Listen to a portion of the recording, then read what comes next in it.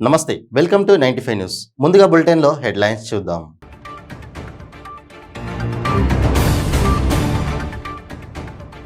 శివనామస్మరణతో మారుమోగుతున్న శైవ క్షేత్రాలు. మహాశివరాత్రి సందర్భంగా ఆలయాలకు పోటెత్తుతున్న భక్తులు.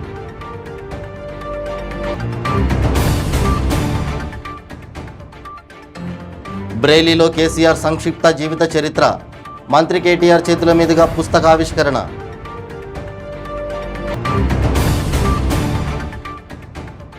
మహబూబాబాద్ జిల్లా నెల్లికుదురులో షర్మిల మాట ముచ్చట. దమ్ముంటే దాడి చేయండి చూద్దామని బీఆర్ఎస్ నేతలకు సవాల్.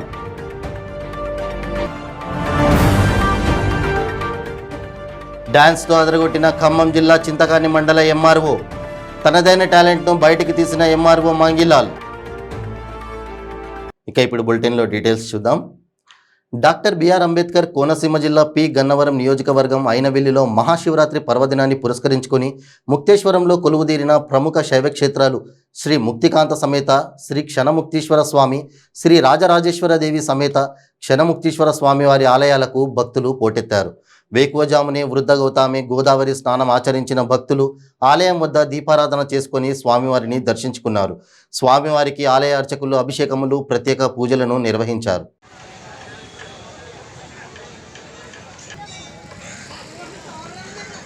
కొంచెం మాదిరి గారు దీపారాధన నిమిత్తం 300 రూపాయలు విరాళంగా చెల్లించారు.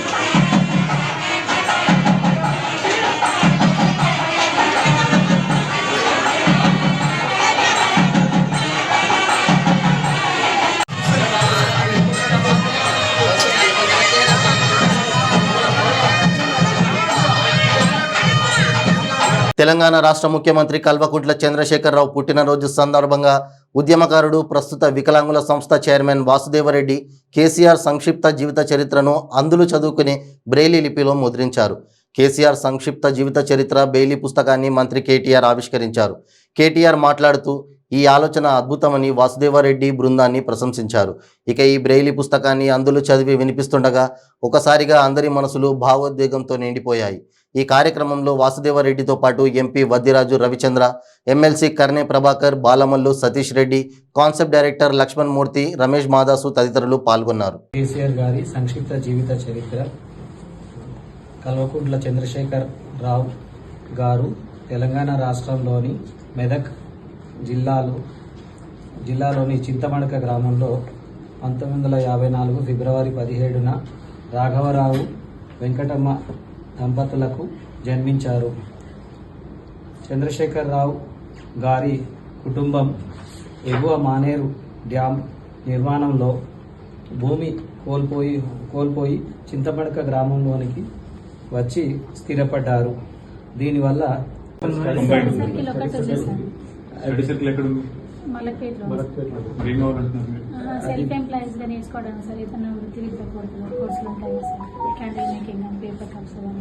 మహబూబాబాద్ జిల్లా నెల్లికుదురు మండల కేంద్రంలో వైఎస్ఆర్ తెలంగాణ పార్టీ అధినేత్రి షర్మిల మాట ముచ్చట నిర్వహించారు. ఎమ్మెల్యే శంకర్ నాయక్, మంత్రి ఎర్రబెల్లి దయాకర్ రావుకు వైఎస్ షర్మిల సవాల్ విసిరారు.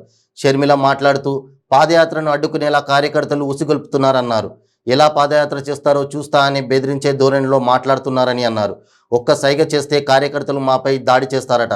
శంకర్ నాయక్కి వైఎస్ఆర్ బిడ్డగా సవాల్ చేస్తున్నానని, మీకు దమ్ముంటే దాడి చేయండి చూద్దామని అన్నారు. మీ తాటాకు చప్పుళ్లకు భయపడేది కాదు వైఎస్ఆర్ బిడ్డ అని అన్నారు. ప్రజల పక్షాన నిలబడి కొట్లాడుతున్నందుకు భయపడాలా? మీరు చేసిన మోసాలు ఎత్తి చూపినందుకు భయపడాలా? మీ నోరు తెరిస్తే చాలు అన్ని అబద్ధాలే అని అన్నారు. అసలు ఈ ఎమ్మెల్యే 5th క్లాస్ ఫెయిల్ అట కదా. మీ ఎమ్మెల్యే 5th క్లాస్ ఫెయిల్ అట తెలుసామా?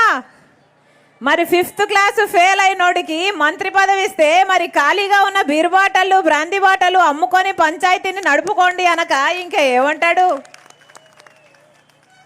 ఇంగితం ఉంటే కదా, చదువు ఉంటే కదా ఖాళీగా ఉన్న బీర్ బాటళ్ళు బ్రాందీ బాటళ్ళు అమ్ముకొని పంచాయతీని నడుపుకోవాలట. అదే ఈ మంత్రికి ఉన్న తెలివితేటలు. 5th క్లాస్ కూడా ఫెయిల్ అయిన వాడిని తీసుకొచ్చి మంత్రులు చేశారు. ఇప్పుడే దాటుకుంటూ వచ్చాం. ఆ నియోజకవర్గంలో ఆ ఎమ్మెల్యే చేస్తున్న అక్రమాల గురించి, అక్కడ ఆయన చేస్తున్న భూ అక్రమాల గురించి, ఆయన చేస్తున్న కబ్జాల గురించి మాట్లాడామని ఈరోజు ఆయన కూడా రెచ్చిపోయి మాట్లాడుతున్నాడే. ఒక ఆడదాన్ని అయ్యుండి నేను ఎలా మాట్లాడతానని అడుగుతున్నాడే. ఆడదాన్ని అయితే మాట్లాడకూడదా? ఆడదాని గొంతు లేదా? ఆడది మనిషి కదా? మీ ఇంట్లో ఉన్నది ఆడవాళ్ళు కదా? నిన్ను కన్నది ఆడది కదా? నీ భార్య ఆడది కదా? నీ బిడ్డ ఆడది కదా? ఆడదైతే నీకు అంత చులుకుగా కనిపిస్తుందా? ఒళ్ళు దగ్గర పెట్టుకొని మాట్లాడని ఎర్రబల్లి దయాకర్ రావుకు హెచ్చరిస్తుంది రాజశేఖర్ రెడ్డి బిడ్డ. నిన్న ఔతుపూర్ అనే గ్రామంలో ఎర్రబల్లి దయాకర్ రావు నియోజకవర్గంలో రాజశేఖర్ రెడ్డి బిడ్డ 3800 కిలోమీటర్ల పాదయాత్ర చేసిందని, ఆ సందర్భంగా అక్కడ రాజశేఖర్ రెడ్డి గారి విగ్రహాన్ని పెడితే ఈ చేతగాని ఎర్రబల్లి దయాకర్ రావు విగ్రహం ఆపడానికి ఎంతో ప్రయత్నించాడు.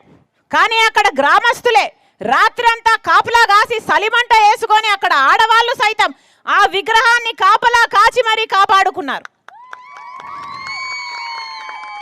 ప్రతి ఒక్కరికి కొన్ని అభిరుచులు, కనిపించని టాలెంట్ ఉంటుంది.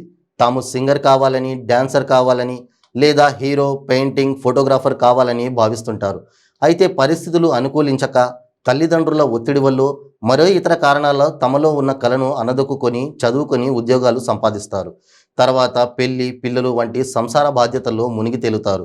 కడుపు నింపుకోవడం కోసం వృత్తి చేసి తమ టాలెంట్ను నీరు గార్చేస్తుంటారు. కళ దాచేస్తే దాగదు కదా, ఏదో ఓ సందర్భంలో బయట పడాల్సిందే. అదిగో అలాంటి సంఘటనే ఇదండి. అద్భుతం జరిగేటప్పుడు ఎవరూ గుర్తించలేరు, జరిగిన తర్వాత ఎవరూ గుర్తించాల్సిన అవసరం లేదని ఓ ప్రముఖ డైరెక్టర్ డైలాగ్ ఇతడికి సరిగ్గా సరిపోతుందనిపిస్తోంది. ఖమ్మం జిల్లా చింతకాని మండలానికి చెందిన మంగీలాల్ వృత్తిరీత్యా తహసీల్దార్. ఆ ఊరికి ఎంఆర్ఓ అయినప్పటికీ తనలోని కళను అనదుకోలేదు. వీలు చిక్కినప్పుడల్లా తనలోని డ్యాన్స్ టాలెంట్ను ప్రదర్శిస్తున్నారు. జనాలేమీ అనుకుంటారు అని అస్సలు సిగ్గుపడటం లేదు. చింతకాని మండలంలో ఎక్కడా ఫంక్షన్ జరిగినా మంగీలాల్ తనదైన టాలెంట్ను బయటికి తీస్తున్నారు.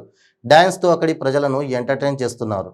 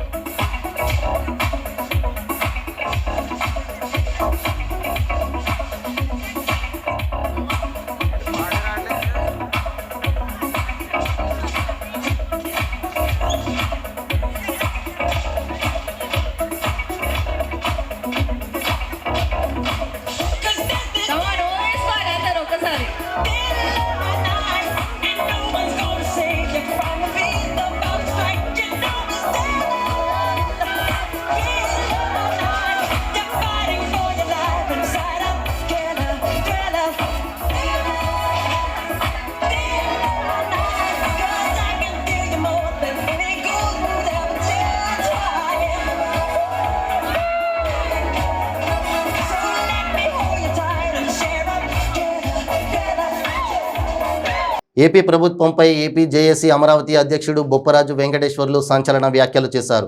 జీతాలు తమకు భిక్షగా వేస్తున్నారా అని నిలదీశారు. ప్రభుత్వ ఉద్యోగులను హింస పెట్టడం ఎంతవరకు సబబని ప్రశ్నించారు. సంక్రాంతి నాటికి బకాయిలు ఇస్తామని మంత్రుల కమిటీ హామీ ఇచ్చిందని గుర్తు చేశారు.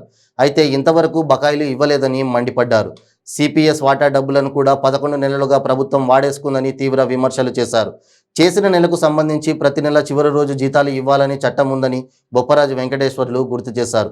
12 లక్షల మంది ఉద్యోగులకు జీతాలు ఇవ్వకపోతే ఎవరు సిగ్గుపడాలని సంచలన వ్యాఖ్యలు చేశారు. ఉద్యోగుల సమస్య పట్ల సీఎం జగన్ ఎందుకు స్పందించడం లేదని బొప్పరాజు నిలదీశారు. ఆర్టీసీ ఉద్యోగులకు పదోన్నతులు మాత్రం ఇచ్చి పూర్తి జీతాలు మాత్రం ఇవ్వడం లేదన్నారు. ప్రభుత్వంలో భాగస్వాములైన ఉద్యోగులకు కూడా ప్రభుత్వం లెక్కలు ఎందుకు చెప్పడం లేదని నిలదీశారు.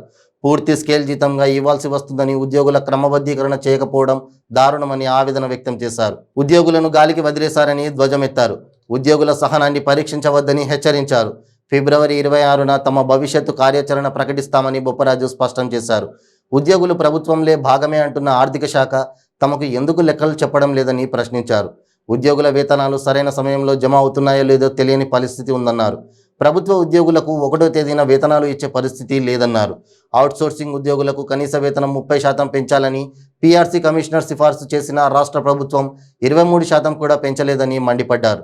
గత ప్రభుత్వ హయాంలో వారికి 50% మేర వేతనాలు పెంచారని గుర్తు చేశారు. ఉద్యోగులకే లెక్కలు తెలియకపోతే ప్రజలకు ఏం చెబుతారని నిలదీశారు. ఏ మొత్తాన్ని జమ చేస్తున్నారు, ఎంత వెనక్కి తీసుకుంటున్నారు అనేది అర్థం కావడం లేదన్నారు. వీఆర్ఏ లాంటి చిన్న స్థాయి ఉద్యోగులకు కూడా డిఏ చెల్లించలేరా అని ప్రభుత్వాన్ని బొప్పరాజు నిలదీశారు. ఈ యొక్క పరిస్థితి ఎక్కడ పోతుంది, ఈ పరిస్థితి అనేది ఒక్కసారి మరి పెద్దలు గమనించాలి. మరి ఎక్కడ ఇప్పుడు ఏ డిపార్ట్మెంట్ తీసుకుంటే ఆ డిపార్ట్మెంట్ ని అనగదొక్కుతున్నారు. కొత్తగా వస్తున్నారు అడ్మినిస్ట్రేషన్, వారు వచ్చిన విధానం మరి ఎప్పుడు దాకా 70 ఏళ్ళ నుంచి వస్తున్న విధి విధానాలు. సర్వే డిపార్ట్మెంట్ ఉంది, వాళ్ళు ఎప్పుడు చేశారు సర్వే, వాళ్ళు ఏ విధంగా చేశారు ఆ రోజు సర్వేలు, ఇవాళ ఎక్కడ చేస్తున్నారు, సరిపోవాల్సిన పరిస్థితి వస్తుంది. ఎందుకు రాష్ట్ర ప్రభుత్వం తన ప్రభుత్వ ఉద్యోగుల పట్ల ఇంత నిర్లక్ష్యం వహిస్తుందో మాకైతే అర్థం కావటం లేదు. దాదాపుగా సంవత్సర కాలం నుంచి, అంటే గత ఫిబ్రవరి 3వ తారీఖు చలో విజయవాడ సందర్భంగా లక్షలాది మంది ఉద్యోగులు విజయవాడ పట్టణంలో భారీ ర్యాలీ జరిపి అప్పటికే ఉద్యోగుల్లో అసంతృప్తి ఎక్కువగా ఉందన్నటువంటి విషయాన్ని ప్రభుత్వానికి స్పష్టంగా తెలియజేసినప్పటికీ ఆ రోజు నుంచి ఈ రోజు కంటే సంవత్సర కాలమైనా కూడా, అంటే అప్పటికే అసంతృప్తి ఉందని లక్షలాది మంది ఉద్యోగులు కథం దొక్కి చూపిస్తే మా సమస్యలు పరిష్కారం అవుతాయి కదా అని సమస్యల పరిష్కారం కోసమే ఆ ప్రయత్నం చేశాం. కానీ ఈ సంవత్సర కాలంగా కూడా ఎలాంటి పరిష్కారం ప్రయత్నాలు జరగకపోగా ఇంకా సమస్యలు పెరుగుతూనే వచ్చినాయి. ఇప్పుడు ఒక షార్ట్ బ్రేక్. ప్రతిరోజు 1000 రూపాయలు సంపాదించే అవకాశం ఇప్పుడు మీకోసం. మహిళలకు, నిరుద్యోగ యువతులకు ఆర్థికంగా ఎదగాలని కష్టపడే తత్వం గల వారికి ఉపాధి అవకాశం. ప్రతిరోజు 1000 నుంచి 2000 సంపాదించుకునే అవకాశం పొందండి. మీరు కూడా ఆర్థికంగా ఎదగండి. అదెలాగో అనుకుంటున్నారా? రోటీ రైడర్ 10 నుంచి 20 సెకండ్లలో రోటీని తయారు చేసేస్తుంది. అంటే గంటకి 120 రోటీలు తయారవుతాయి. అదెలాగో ఈ వీడియోలో ఒక్కసారి చూద్దాం.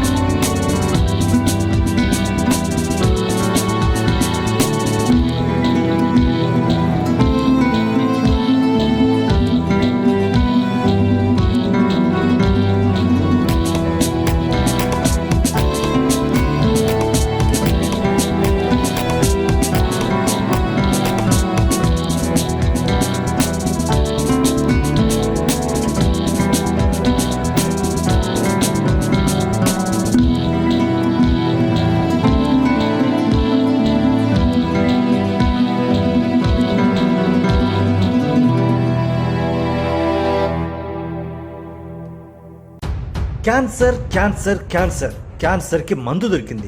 రోహిణి రసాయన లేహ్యం. ఖరీదైన ట్రీట్మెంట్లకి డబ్బు టైం వేస్ట్ చేయాల్సిన అవసరం లేదు.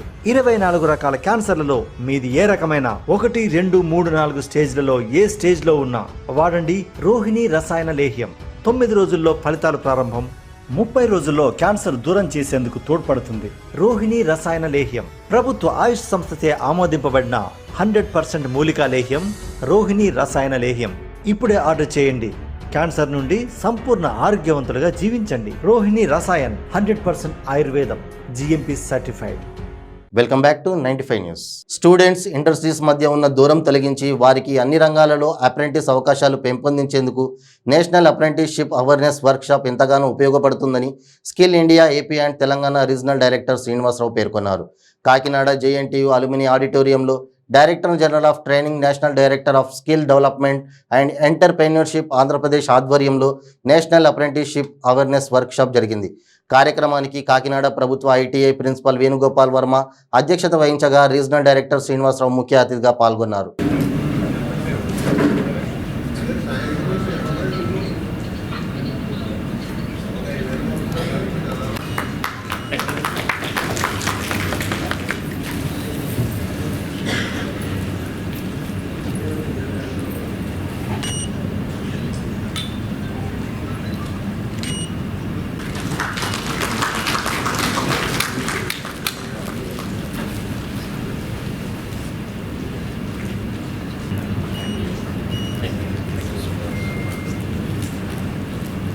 సర్వేలో చూసినట్లయితే జర్నీలో అప్రెంటిస్కి చాలా ఎక్కువ ఇంపార్టెన్స్ ఉంది.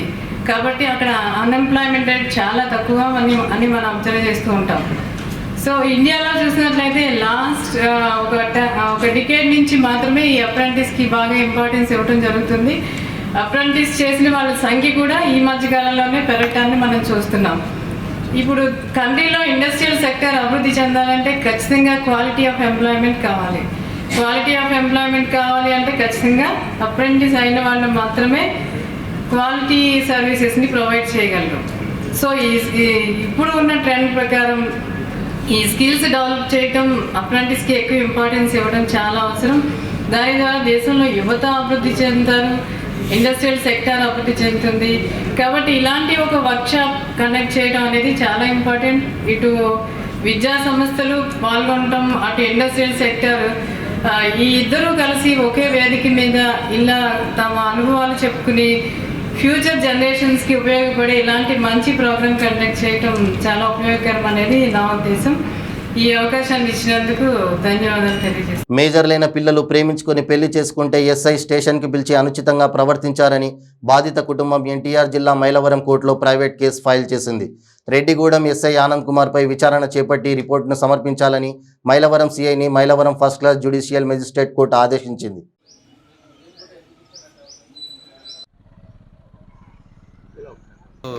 మేజరు ఆ తర్వాత ఒక అమ్మాయిని, వాళ్ళ ఇంటి పక్కన అమ్మాయినే, అమ్మాయి కూడా మేజరు, ప్రత్యూష అనే అమ్మాయి కూడా మేజరు, వాళ్ళిద్దరూ వివాహం చేసుకున్నారు అని చెప్పారు. చెప్పినందువలన తర్వాత ఈ విషయం మీద మమ్మల్ని రెడ్డిగూడెం SI గారు D ఆనంద్ కుమార్ గారు పిలిపించారు స్టేషన్కి. 29/1/2023 మమ్మల్ని పిలిపించేసి మధ్యాహ్నం 3 గంటల టైంలో స్టేషన్లో నుంచోబెట్టి ఈవిడ భర్తనే, నాకు షుగర్ ఉంది, నేను ఎక్కువసేపు నుంచోవాలని చెప్పినా కానీ పరుషంగా SI ఆనంద్ కుమార్ గారు పరుషంగా ఈవిడ మీద మాట్లాడుతూ ఆ రోజు మధ్యాహ్నం 3 గంటల నుంచి రాత్రి 11 గంటల వరకు పరుషంగా ఈవిడ మాట్లాడుతూ అది అవమానకరంగా, అది ఆ ఊరు గ్రామ కాపురస్తులు సుమారుగా ఒక 30 మంది ఉన్నా కానీ వాళ్ళ సమక్షంలో కూడా చేయని నేరానికి చట్ట వ్యతిరేకంగా స్టేషన్లో నిర్బంధించేసి అసలు బెదిరించడమే కాకుండా వీళ్ళు స్టేషన్లో ఉన్నారు, తల్లిదండ్రులు స్టేషన్లో ఉన్నారు. కోర్టు మాకు న్యాయమైన తీర్పిచ్చింది. మేము కోర్టు నుంచి న్యాయం పొందాలని కోరుకుంటున్నామండి. న్యాయం మాకు దొరికింది. అదే న్యాయం మాకు ఎప్పుడు రావాలని కోరుకుంటున్నాం. ఎందుకొచ్చి మా బాబుని మమ్మల్ని పోలీస్ స్టేషన్కి పిలిపించారండి.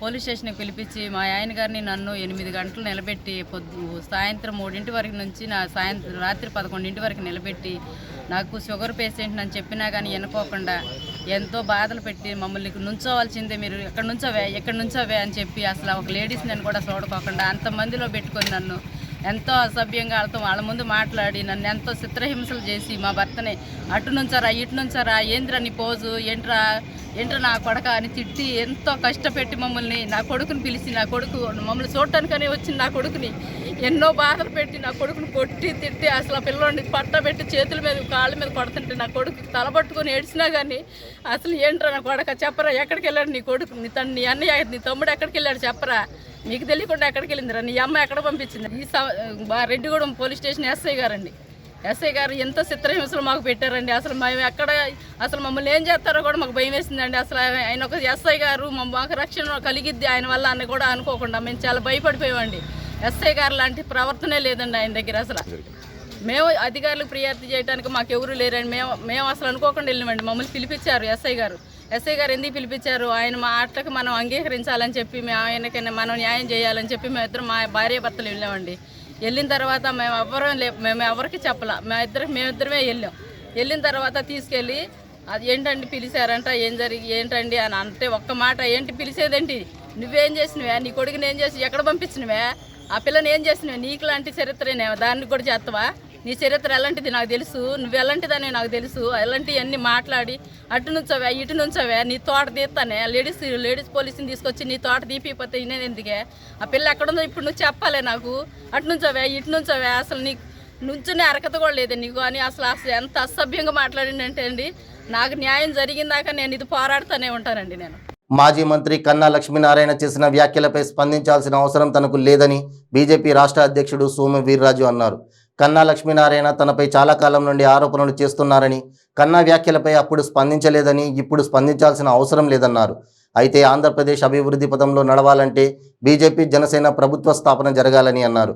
ఇక ప్రధాని నరేంద్ర మోడీ సారథ్యంలో భారతదేశం ఎంతో అభివృద్ధి చెందిందన్న సోము వీర్రాజు ఆంధ్రప్రదేశ్లో సంక్షేమ పథకాలకు 60% నిధులను కేంద్రమే అందిస్తుందని మరోసారి చెప్పుకొచ్చారు.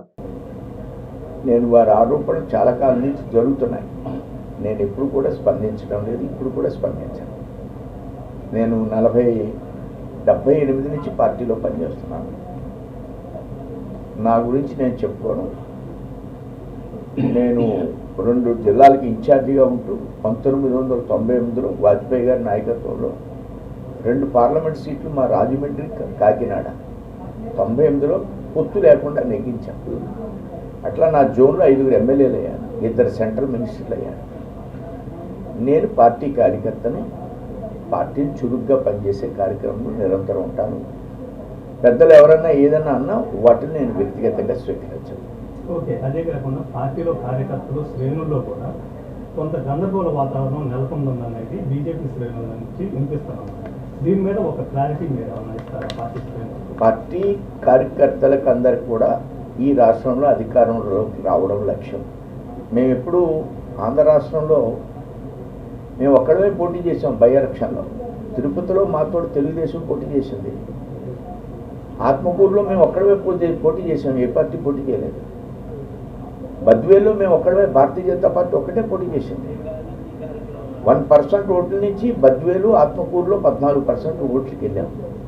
తిరుపతిలో 5% ఓట్లకి వెళ్ళాం, 5 to 6%. ఇది భారతీయ జనతా పార్టీ యొక్క ఎదుగుదలకు చిహ్నం. ఎందుకంటే నేను ఇప్పుడు చెప్పాను, పార్టీ బలోపేతం 1% నుంచి 14% ఓట్లకి వెళ్ళడం. శ్రేణులు నేను వారు చెప్పిన అంశాన్ని నేను టచ్ చేయను, నేను మాట్లాడతాను, దానికి నేను రిప్లై ఇవ్వను. థ్యాంక్ యూ అండి. ఏలూరు జిల్లా నూజివీడు నియోజకవర్గంలోని ముసునూరులో కూలీలతో ప్రయాణిస్తున్న ఆటోను ట్రాక్టర్ ఢీకొన్న ఘటనలో 9 మందికి గాయాలయ్యాయి. 4గురికి తీవ్ర గాయాలు కాగా మరో 5గురికి స్వల్ప గాయాలయ్యాయి. నూజివీడు ఏరియా ఆసుపత్రిలో ప్రథమ చికిత్స అనంతరం తీవ్ర గాయాలైన 4గురిని మెరుగైన వైద్య చికిత్స నిమిత్తం విజయవాడకు తరలించారు వైద్యులు. సంఘటనా స్థలానికి చేరుకున్న పోలీసులు కేసు నమోదు చేసి దర్యాప్తు చేపట్టారు.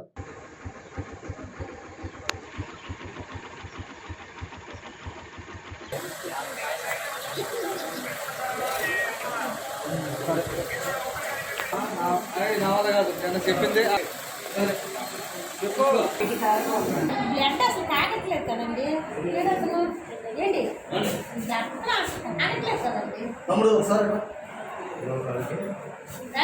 చూడండి, ఒకసారి లేదు సార్.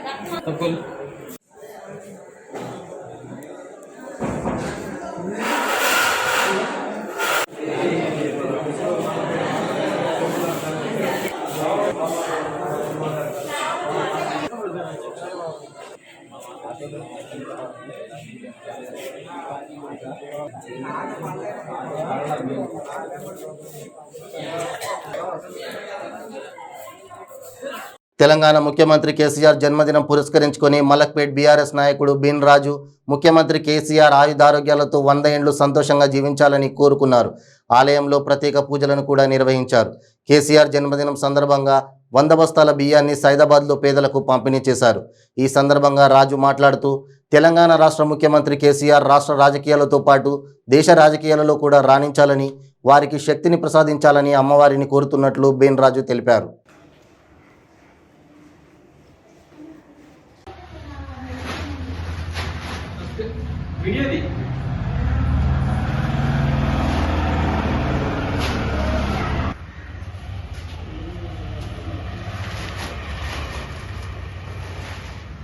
నేను మా ఇంట్లో ఏమి పెట్టుకుంటామో అదే బియ్యం, మా ఇంట్లో వేసుకుంటా కూడా నేను అదే బియ్యం అంటే 100% క్వాలిటీ మంచి బియ్యం.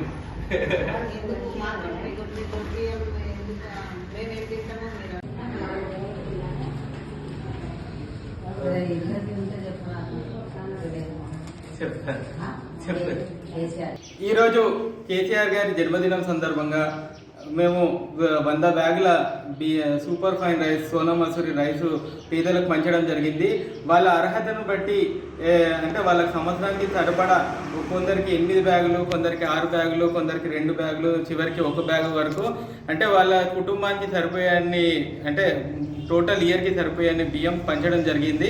మేము ఆల్రెడీ ముందుగా ఎంపిక చేసిన వాళ్ళకి పంచడం జరిగింది. ఒకవేళ ఇది ఒక చిన్న సీక్రెట్ ప్రోగ్రామ్ లాగా నిర్వహించడం జరిగింది. ఒకవేళ దీన్ని పబ్లిక్లోకి తీసుకెళ్తే చాలామంది వచ్చే అవకాశాలు ఉన్నందుకు ఇది నిరాడంబరంగా ఈ ప్రోగ్రామ్ అనేది చేయడం జరిగింది.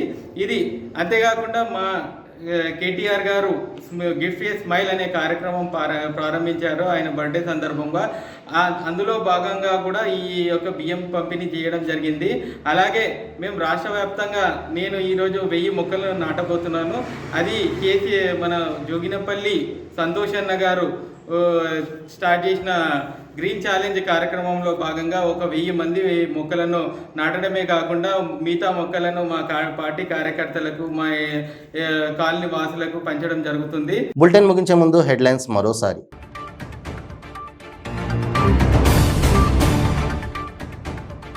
శివనామ స్మరణతో మారుమోగుతున్న శైవ క్షేత్రాలు. మహాశివరాత్రి సందర్భంగా ఆలయాలకు పోటెత్తుతున్న భక్తులు.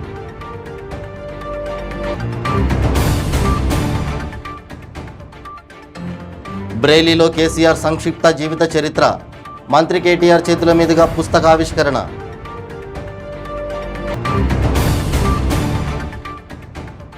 మహబూబాబాద్ జిల్లా నెల్లికుదురులో షర్మిల మాట ముచ్చట. దమ్ముంటే దాడి చేయండి చూద్దామని బీఆర్ఎస్ నేతలకు సవాల్.